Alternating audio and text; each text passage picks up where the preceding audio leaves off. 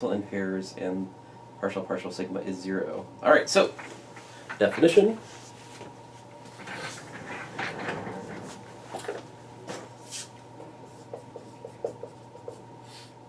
The group of singular n cycles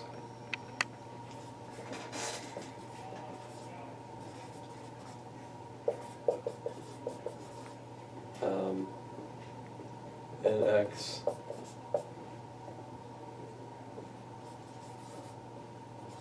called cycles,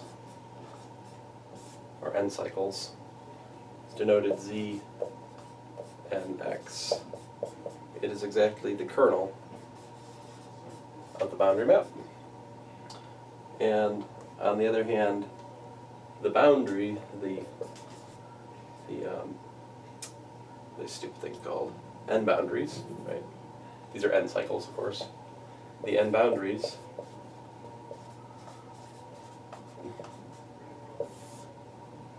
form the set Bnx, and these are the image of the, I think, n minus 1 boundary map. N plus 1. Oh, n plus 1, I can't count. That doesn't bode well for us. Not in this chapter. Yeah, that's kind of mission critical here. Now,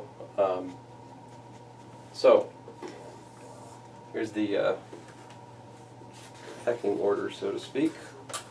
You have the boundaries are a subset, rather, I'll just find a subset of the cycles,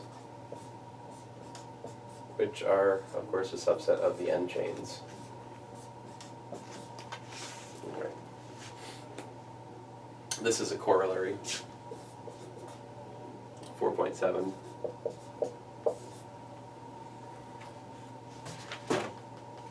All right.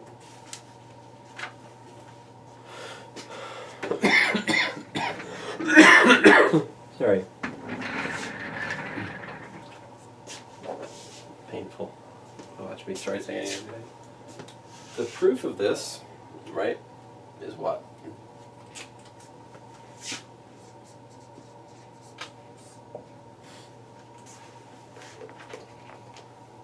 So if if gamma is an element of Bnx, what's that say? Gamma is equal to the boundary of sigma for some sigma, right? Mm-hmm. Hence, I'll say thus, since I already wrote a t. The boundary of gamma is the boundary of sigma, which is 0. So therefore, gamma is an element of the kernel of delta. You notice I'm being vague. Yeah. Fine. You want me to put ends. N plus 1. N plus 1, alright.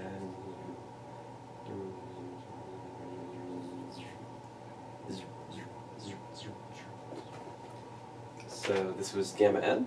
Mm-hmm. N plus 1. So That makes sense. this is in the kernel of Delta n. delta n, right? Which of course is the n cycles, right? And then the inclusion, I mean, That's this, kind of already obvious. that's just an obvious Yeah. by construction. By definition of kernel. Yeah. So there you go.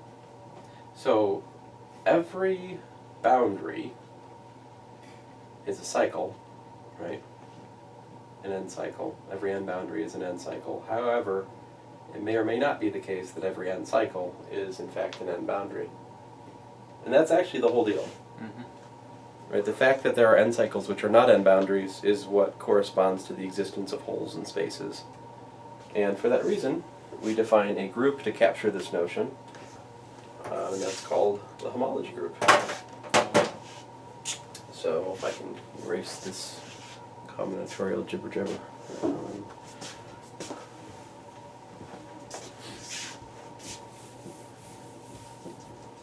All right. So we define the nth homology group of X to be the quotient of abelian groups, of course. Znx modulo Bnx. Alright, so in other words, the quotient of the kernel of the nth boundary map by the image of the n plus 1th boundary map. So there you go, that is the nth homology group. Now, typical coset, right? You have something like Zn plus Bnx, that would be a typical element of the nth homology group, right? This coset. And this is going to be denoted by CLS for class of Zn. Alright? If two different singular n chains are in the same homology class, those are said to be homologous. These are homologous n chains. So now our next order of business is, of course, to prove some things about commuting diagrams and the fact that the homology groups give us a functor from the category of topologies to the category of abelian groups. So that's what we'll do next time, and hopefully we'll get beyond that, I think. So, but anyway, by the end of this chapter, we finally calculate. All right, at the very end of this chapter, we finally calculate what's the homology of like a circle, and let's not get carried away. I think we calculate h1 of a circle. In a few chapters, we've actually by this chapter and the next, we don't calculate much. It's really just theory building.